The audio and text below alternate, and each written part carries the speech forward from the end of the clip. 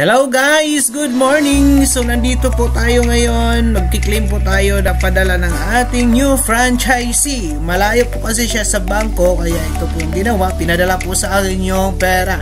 So i-claim na po natin yan at saka natin i-deposit sa bank para makapag-purchase tayo ng code na kakailanganin niya para makapag-register. Magkaroon siya ng sariling access para sa ating business na which is pwedeng gawin kahit nasa bahay lamang. Ayan. Ang nag-franchise po na ito ay isang OFW. Okay, so ngayon nagpadala siya ng pera sa atin. So i-claim po natin yan sa ating one of the partner natin po, corporate partner po natin sa ating negosyo, Cebuana. Ayan. So pasok tayo sa Cebuana. Yan, magki-claim na po tayo ng pinadala na pera.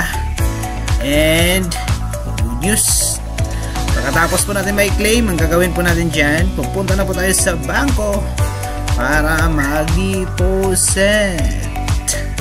So ayan, bawal po palang mag-video sa loob ng bangko, kaya ayan, hanggang labas lang, putol po yan. So after ko na po ma-deposit, so ang ginawa ko po, sinend ko po yan sa in charge with the application. So kailangan din po ng application natin, application form. So yan po, nasend ko na po at nag-request na po kayo ng code.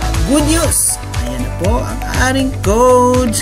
So after natin matatanggap yung code, kailangan na po natin siyang i-guide. So i-guide po natin sila kung paano po maging code sa system, kung paano po siya pagkaroon ng system. So after namin ma-guide, ayan, so yan po ang lalabas.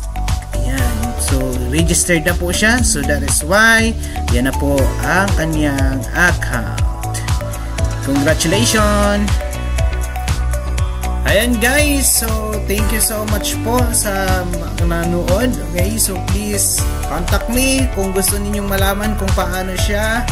Andyan po yung contact number ko at pwede nyo rin pong i-visit yung aking YouTube channel for more details, kasi nandun po may mga videos po tayo doon na i-explain kung paano po kita sa ating negosyo, kung ano po yung i-franchise ni Ma'am Chona kanina. Again, thank you so much. God bless!